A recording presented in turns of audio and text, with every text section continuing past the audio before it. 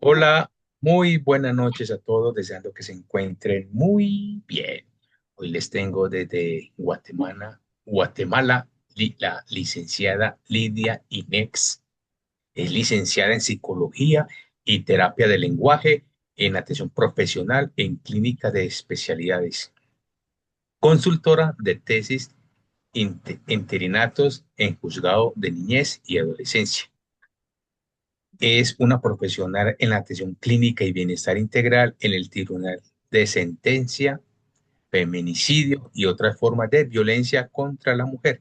Es docente, psicometrista, orientadora, facilitadora y coordinadora y pertenece a Transformando la Educación. Entonces, bienvenida. Aquí te dejo todo este espacio para ti.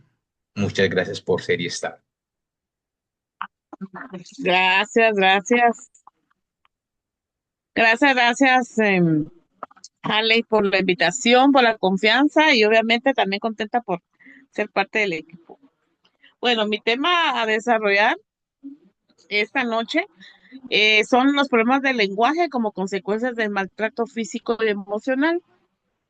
A veces miramos la parte de cuánto llega a dañar a una persona en su parte física, en su parte emocional, como ser tímido, eh, mucha inseguridad, pero no solamente eso, sino que también llega a afectar la parte expresiva, que es el lenguaje, ¿no? Entonces, vamos a ver un poquito sobre eso. Por favor, la siguiente imagen.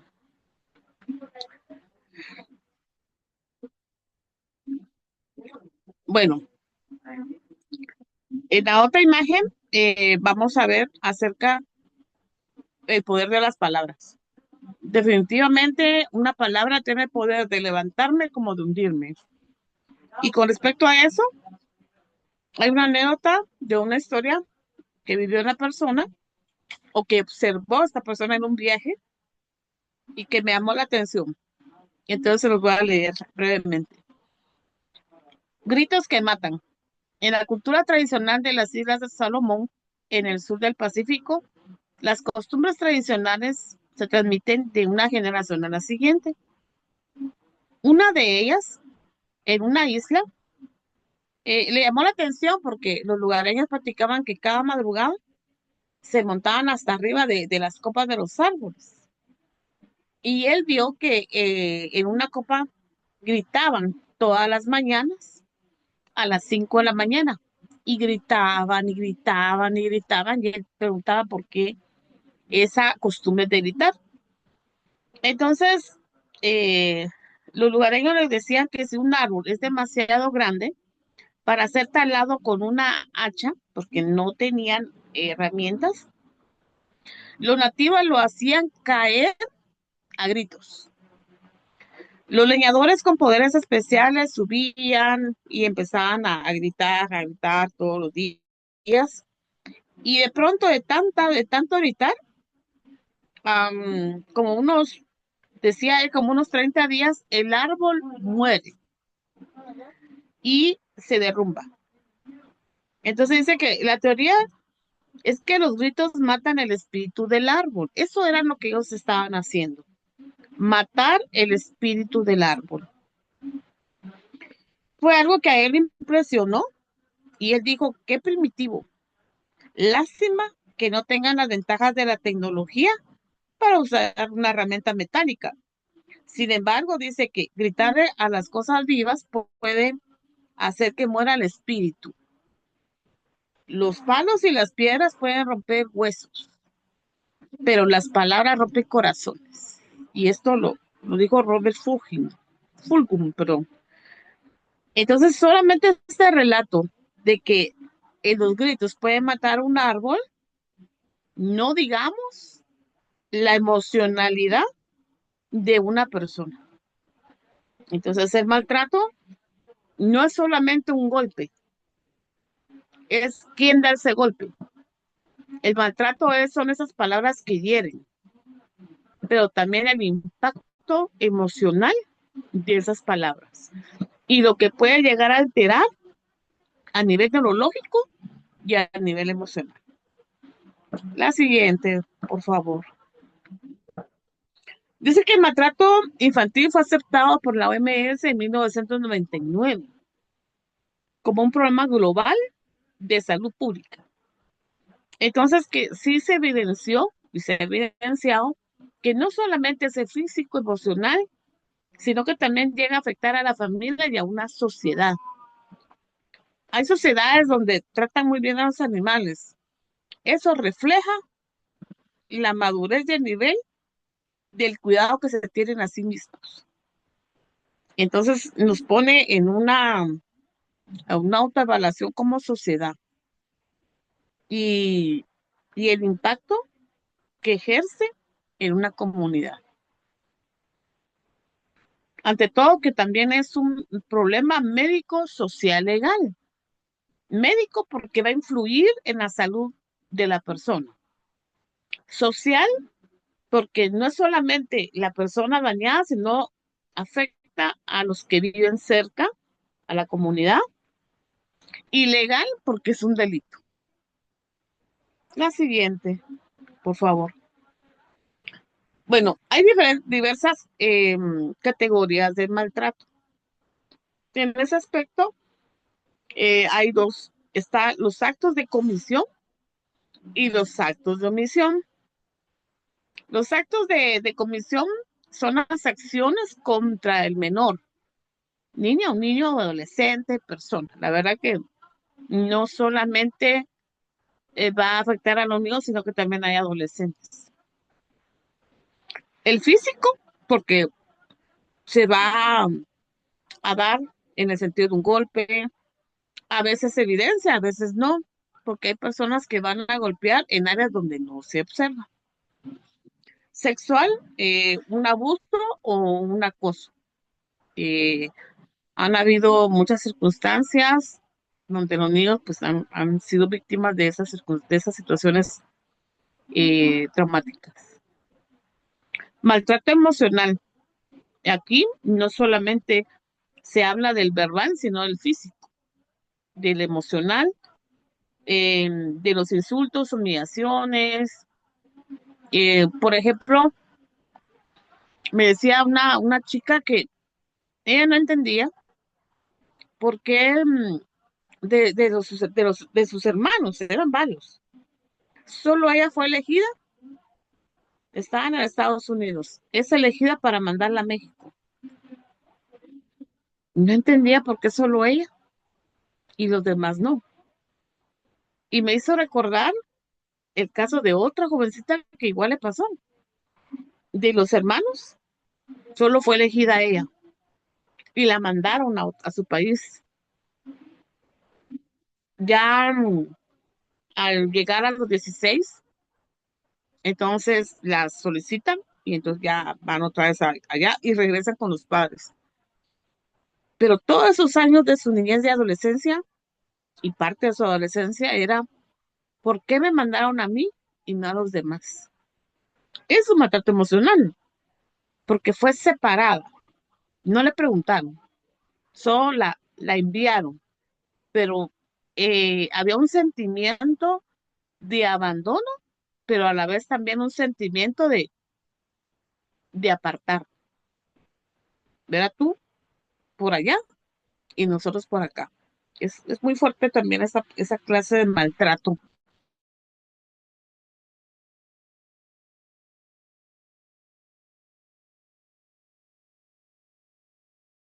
Y realmente deja mucho que pensar esas acciones. La siguiente, por favor. En estos actos de omisión se abran las acciones por negligencia. También la parte negligente es tomada en cuenta. Y en ese aspecto, los padres siempre dicen, las personas, es que yo solamente lo castigué porque así me castigaban. Es que yo solamente le llamé la atención porque así era. O sea, no hay una conciencia de la acción y no hay una conciencia de cómo estoy trabajando o de qué estoy haciendo. Solo se actúa porque así fue. Así me enseñaron, pero no son conscientes que eso es maltrato. Entonces es tomado como una negligencia, pero que también enfoca la parte de la conciencia y falta de orientación y sentido común, ¿no? Pero lamentablemente siguen los patrones de crianza. La presencia de violencia familiar, el niño oye o ve alterados a los padres que discuten. Eso es maltrato. Solo ve problemas y problemas y problemas, altera, totalmente altera.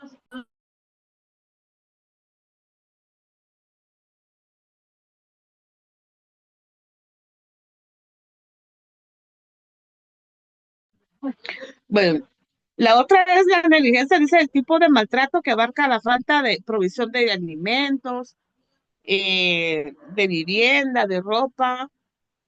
eh, pues ha habido muchos casos, ¿no? De que la persona por las adicciones, pues no se va a preocupar por su familia, de repente se va a buscar el vicio y se olvida que tenía un niño en la casa, se olvidó dónde dejó al niño. En muchos casos pasan esto, donde la mamá va bajo efecto de droga o alcohol y de repente se quedó dormida, pero le dio al niño a alguien. Y cuando recupera la conciencia o al menos despierta, no se acuerda dónde dejó al bebé. Entonces también se dan esta clase de negligencias muy fuertes y que lamentablemente siguen pasando en nuestra sociedad. Todo esto ha venido a crear demasiada afectación a nuestros niños, que no solamente va a afectar la parte emocional, sino que también la parte neurológica, que es de donde viene también la otra parte física, como el lenguaje. La siguiente, por favor. Bueno, acá dice los factores comunes en el trauma o maltrato que afectan negativamente el desarrollo cerebral.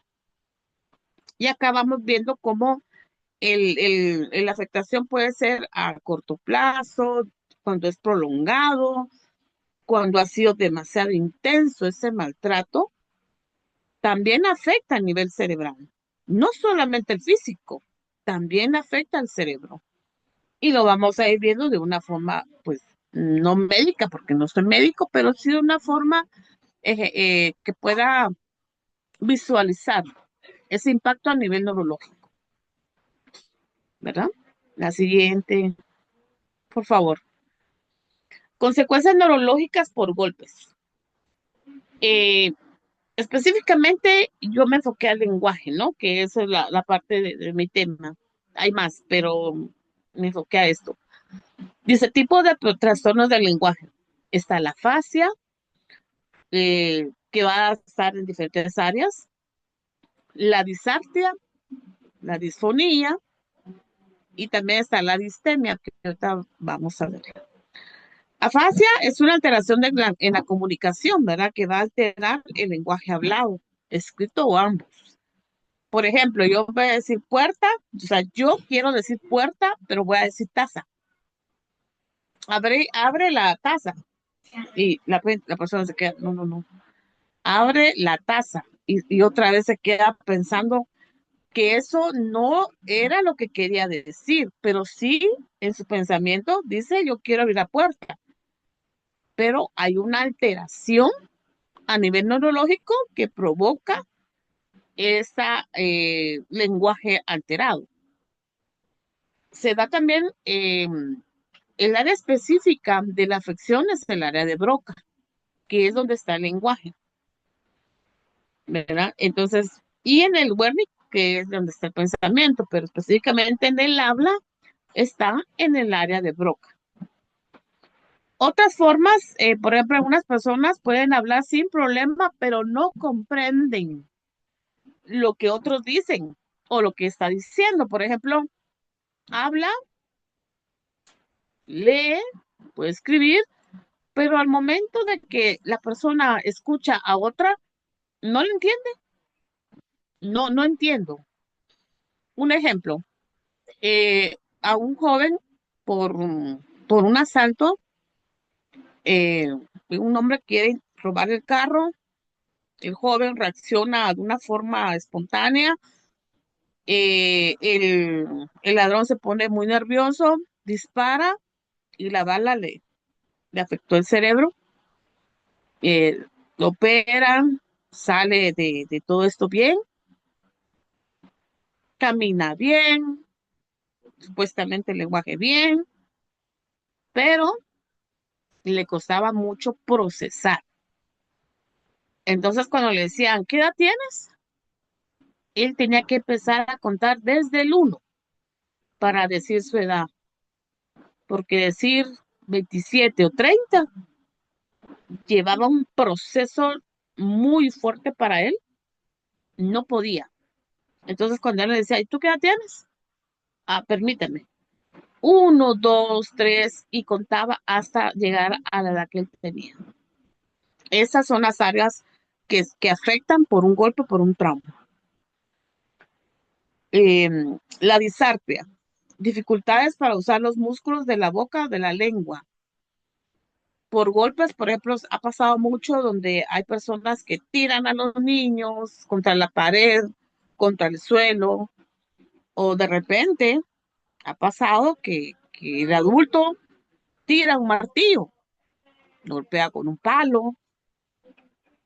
Ha pasado muchas situaciones muy grotescas donde los niños han sido afectados por medio de un instrumento muy fuerte y que eso provoca que el niño o el menor sea dañado, pero también las consecuencias de ese golpe. Y hay en esta área que puede afectar, ¿verdad? Una disartria, entonces ya no puede verbalizar porque afectó algún área acá y le va a afectar los órganos, como esa parte que el cerebro organiza y coordina. Entonces, han habido donde de repente, por ejemplo, desea hablar, desea decir algo, pero la lengua no se mueve, se paralizó la quijada. Hay problemas para degluir, o sea, para salivar también. La lengua para tragar saliva es para atrás, el movimiento para atrás de la lengua. Pero cuando pasa esas situaciones, la lengua hace el lado contrario y la gente babea. Entonces, esto es al nivel ya daño cerebral, ¿no? Que provocó esta situación, el golpe.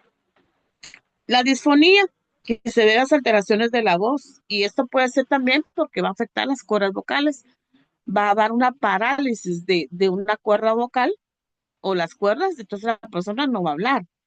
Y si habla es una voz ronca, como que tuviera carraspera, ¿no? Así.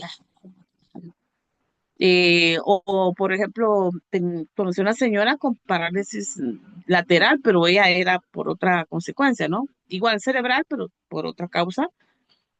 Y hablaba como que tuviera seca la boca y con gripe, entonces era un tono como áspero, como ronco.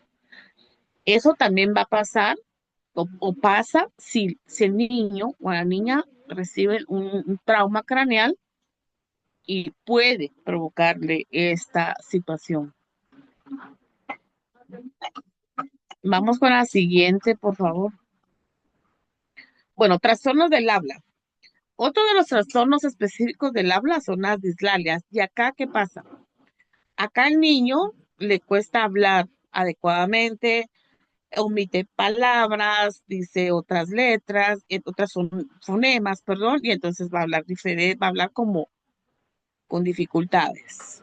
Por ejemplo, una losa, que es una rosa, un lalo, un helado, un chuchito, que es un chuchito, pero a ellos dicen chuchito, o hay una omisión.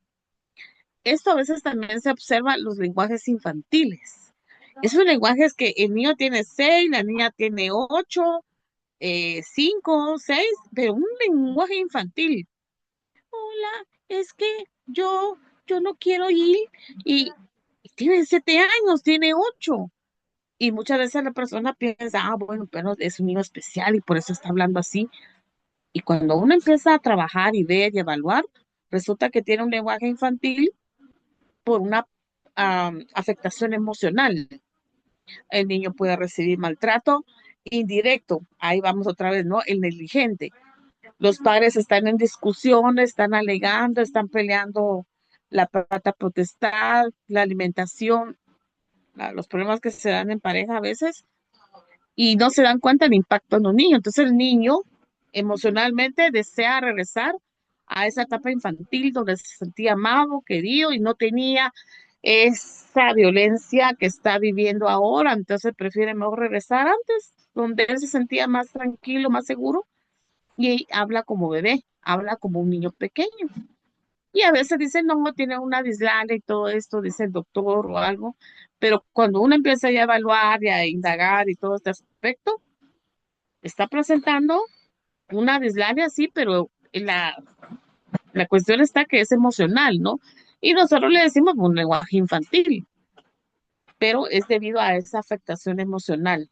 No se está desarrollando adecuadamente porque no se siente bien. Se está expresando como un niño chiquito porque necesita regresar a esa etapa donde se sentía seguro, querido, amado y no veía tanta agresión y tanto problema.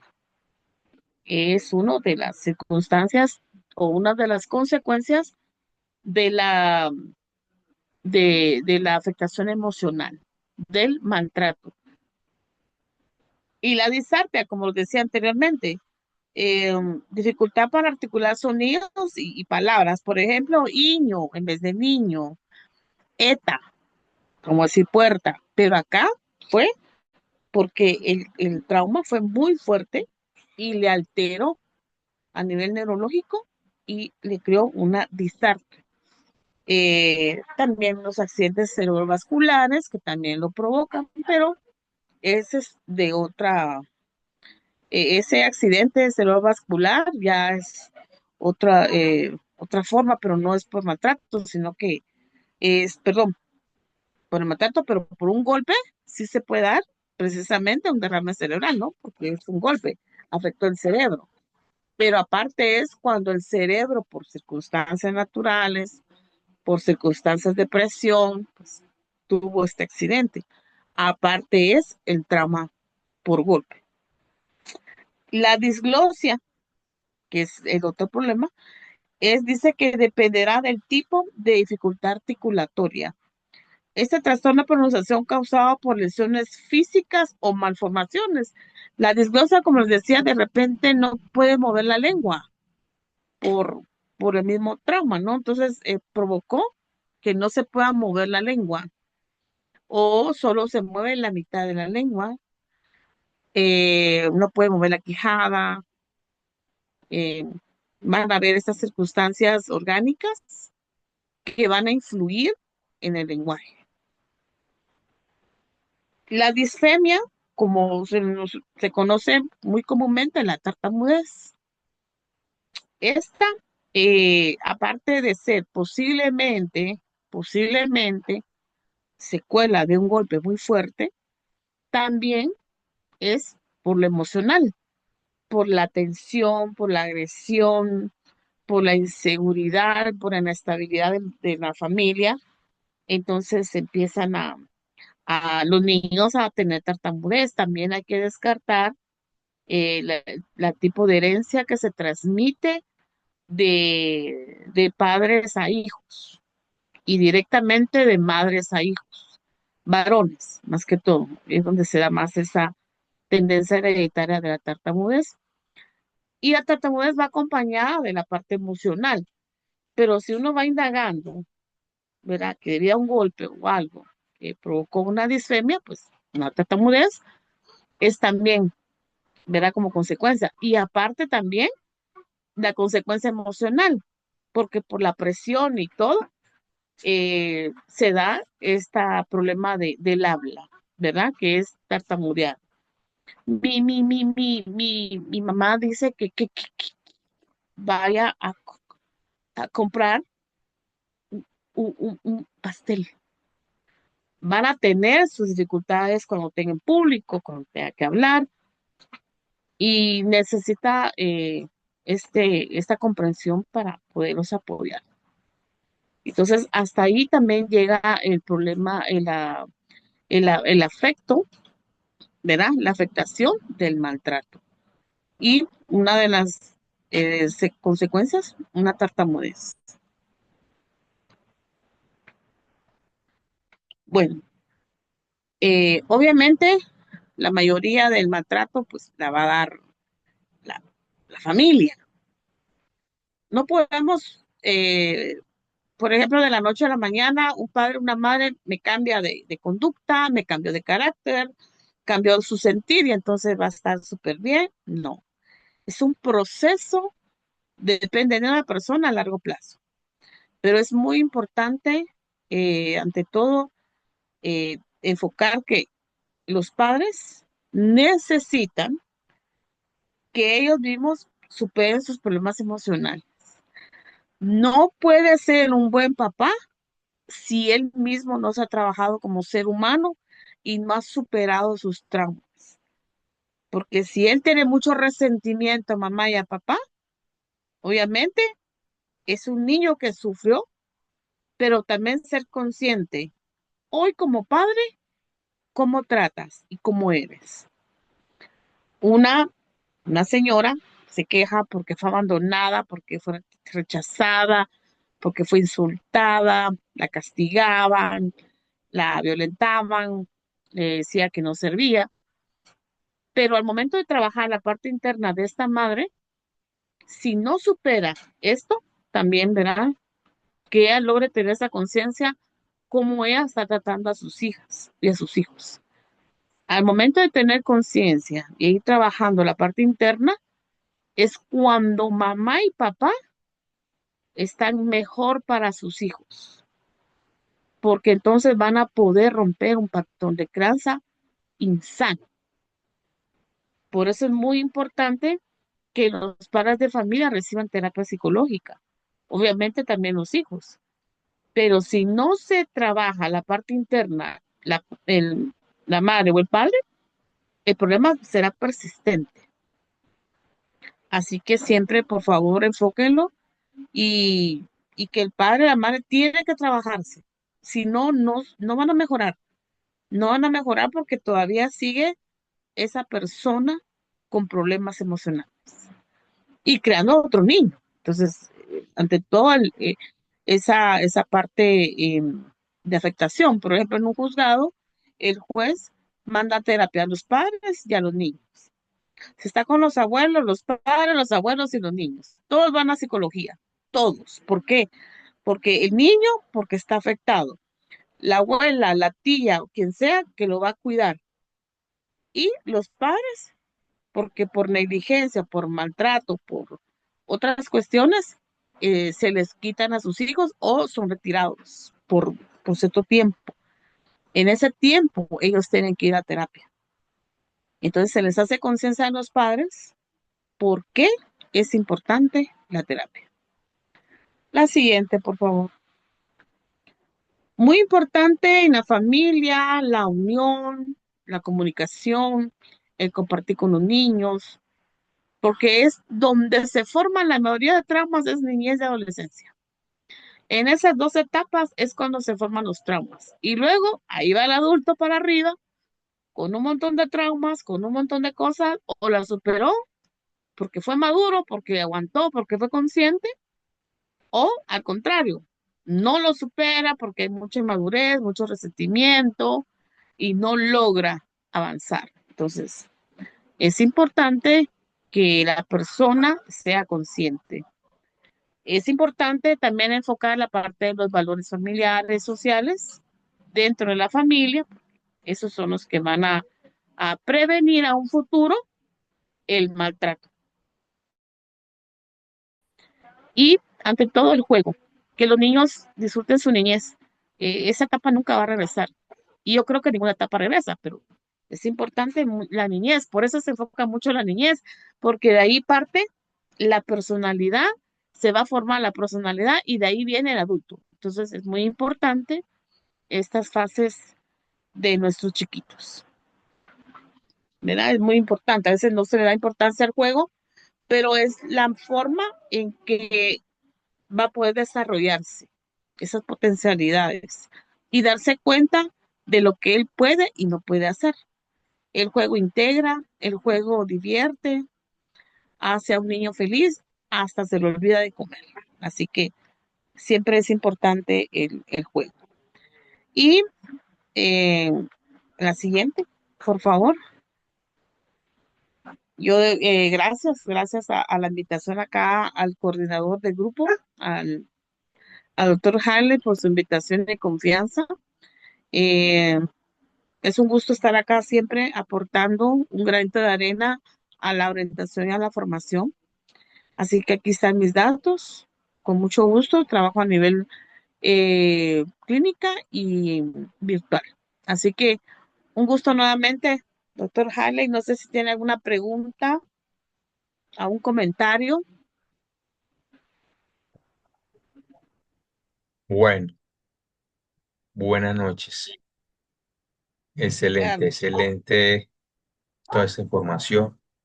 Es muy interesante esta parte de del lenguaje en los niños.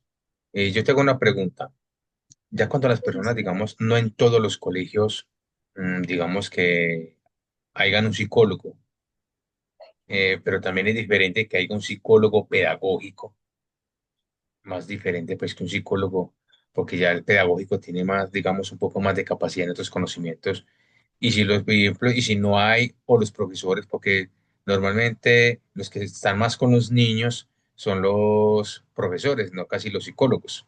Entonces, por ejemplo, los padres y los maestros, ¿cómo podrían como detectar que los niños tienen algún problema sobre este tema? Pues que no sea como demasiado tarde, que sea como un poquito más temprano y decir, bueno, creo que tiene o sospecho que tiene alguno de estos problemas. Entonces, ¿cómo sería como fácil ellos tener en cuenta esas, digamos que dificultades en los niños y ellos que tengan un conocimiento, padres y también educadores? De por sí siempre lo va a detectar la maestra o el maestro en clase con los niños de kinder, de preparatoria o primer grado. Es cuando se detectan esos problemas.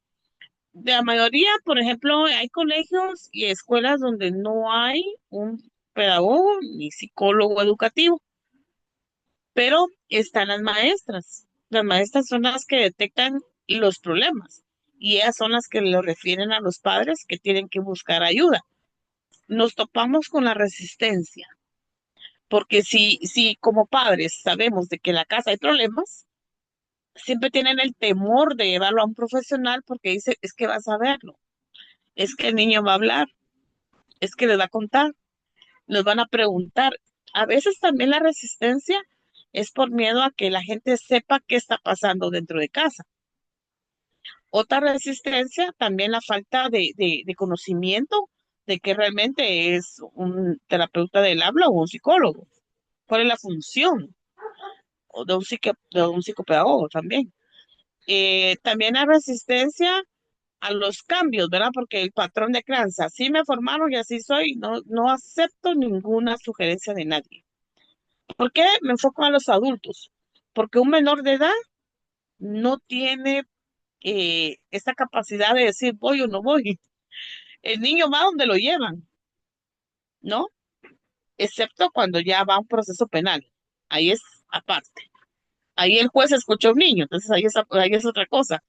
Pero en el ámbito ya social y escolar, las que detectan las dificultades en los niños son las maestras. Y lamentablemente hay muchos padres que ya va a superarlo, ya va a mejorarlo. Pues a veces pasa eso que el niño llega a tener 9 o 10 años y no pronuncia la R. Y y el padre médico dice, no, no hay problema, va a ir mejorando cuando, como cuando crezcan. O sea, si la parte profesional dice que no hay un problema porque tiene 10 años y no dice la R y es médico, nos da un panorama cómo puede ser los padres que no tienen una formación. Entonces, sí, es muy importante la parte de basarnos en ese apoyo que son los maestros. Ellas son los primeros que detectan los problemas del lenguaje y de aprendizaje. Y de ahí, pues ya se parte la orientación y que vayan a un profesional. Es una responsabilidad de los adultos. Ahora, tú decías, ¿cómo se puede apoyar? Bueno, una parte de es que la comprensión tiene una dificultad. Entonces vamos a apoyarlo. Ay, perdón, que está ladrando este perrito. Entonces, hay una comprensión, pero, pero va a depender mucho de la voluntad de los adultos en acatar y en apoyar. Entonces, yo creo que también hay una parte, por eso es que el trabajo es integral, ¿no? El centro de estudio, los padres y el niño. Porque muchas veces el centro escolar está apoyando, los padres también, ay, pero el niño no quiere. También nos topamos con esa parte, ¿verdad? Que el niño, ay, no, ¿y por qué? Se pone especialito, pero bueno, yo creo que es parte de esos procesos que se van a dar a veces. Sí. Claro, así es. Bueno, y más que todo yo invito a los padres de familia que están más tiempo con los niños a que vean esta ponencia y aprendan más, porque muchas veces los padres por mala información, eh, que no tienen sobre este tema, entonces piensan a decir que de pronto tratar el niño mal de que no pone atención, de que de pronto es un poquito torpe y empiezan a regañarlo sin tener conocimiento que es un problema que tienen son los niños, que muchas veces podrían también ser causados por los padres de familia, no tener esa empatía bien conocido porque dicen que los quieren mucho, pero muchas veces no se afanan por ellos. Así que muchas gracias, licenciada, por esta gran ponencia. Espero que las personas lo puedan ver, lo puedan compartir y donde vean este video en la página de YouTube. Si tienen algunas preguntas, con mucho gusto se las vamos a resolver. La idea es que todos aprendamos de cada uno y tengamos un conocimiento por nuestros hijos, por nuestros niños, porque cuando estén grandes no sea tarde los tratamientos y ahora que los niños están pequeños, que son como una esponja de información, puedan ayudar a, digamos así, a sanarse, a curarse más. Así que muchas gracias, feliz noche a todos y muchas gracias a ti, licenciada Lidia, desde Guatemala. Muchas gracias. Gracias, gracias. Buenas noches. Muy buenas noches.